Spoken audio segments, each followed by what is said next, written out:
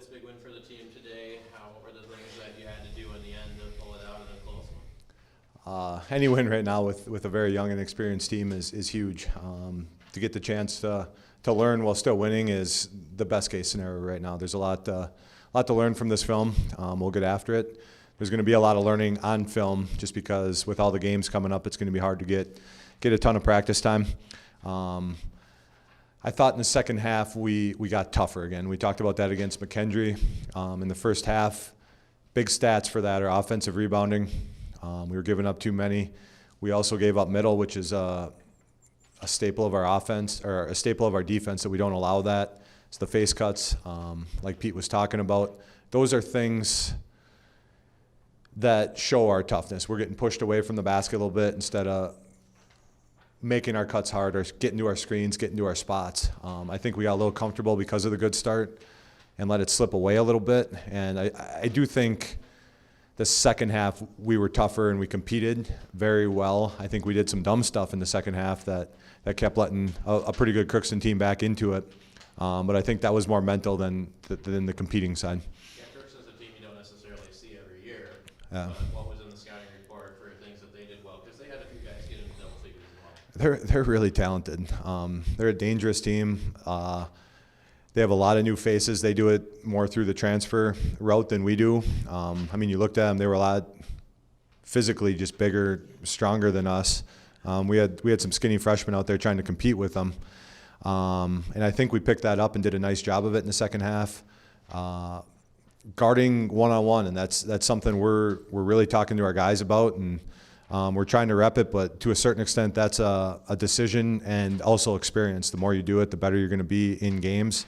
When you're doing drills against people you play all the time, it's easier than when somebody catches the ball and goes at you.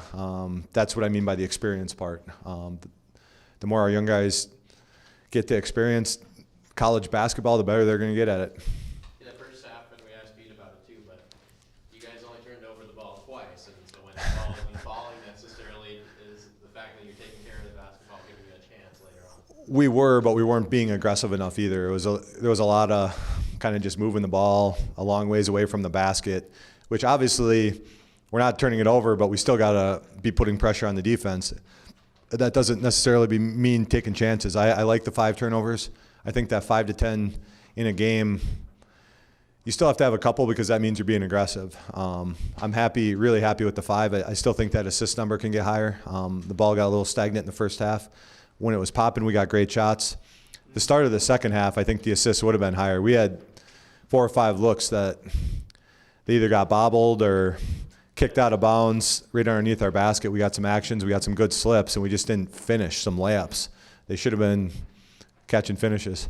Then closer to the midway point of the second half, we finally put together a bit of a run, got some baskets to fall. Did you feel like that was the turning point, and did you do anything differently to get that? Not really. We just kept preaching them to stick with it, and obviously Pete made some huge hustle plays.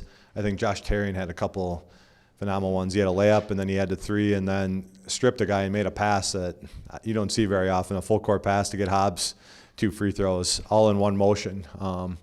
That little run was nice. Got it to 12, and I feel like we relaxed a little bit. And obviously that happens with young teams, and we're trying to coach against it, but that's where we're happy that we survived, and we can learn from it.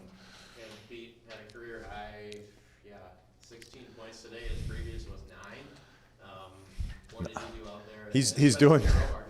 He's doing, obviously we tried to challenge Brad, Pete, Dawson Norgard. We tried all those guys that you're going to have to step up, and Josh Terrian had 10 boards stepping in for him, but Pete, we've been just preaching to him. He's so athletic and he's so aggressive.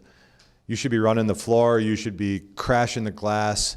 You should be diving within our offense. We joked about the last 3, and Pete's a good shooter, but he's a better slasher. So if that makes sense, if the 3s are falling, let them fly, but otherwise you're so good at going to the basket that he should be constantly doing that. He did a heck of a job with it today. Yeah. And about 3 or 4 of those.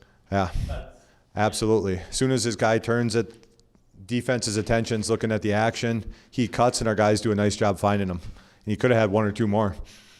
So Talk about the play of Dawson. He got in. Dawson's going to be really good. He still needs about 25 more pounds. Um, 25 more games. yeah, absolutely. He did a good job, I thought. He did. He stepped in there for Rob. He's been practicing really, really well. We're excited about his future. He still needs to get stronger. He needs to get a little better on the defensive end, just sliding and using his length. I mean, he's really, really long. Offensively, He wasn't afraid. 100%. Today we haven't seen him in this, but in the scrimmages and that, sometimes he gets sped up. Today he slowed down. He got to his right-hand hook.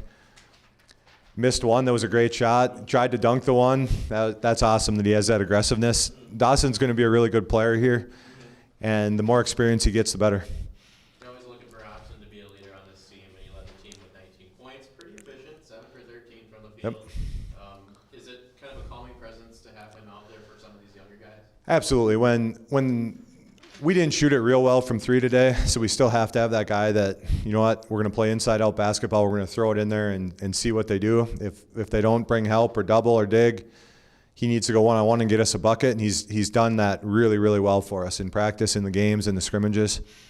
And if they bring help, those inside-out threes usually go for us. He's kind of that calming presence, especially on the offensive end. He can score at all 3 levels. He's a complete offensive player, and he's really developing that confidence to be the guy. You're going to have a couple of really tough matchups next week. So what are a couple of key things from this game that you want to make sure you take? Honestly, I'm thinking more big picture on the road. We got 6 road games in 12 days. Just teach these young guys how hard it is to win on the road and try to gain the toughness. I haven't watched any of the film on them. I know several of these teams are really good. They're all going to be a challenge. We need to learn. We need to grow. We need to teach these young guys how to be good on the road. That's a big staple of Michigan Tech with our travel. We take pride in toughness on the road, and it takes some time, and we're going to start teaching them this coming week.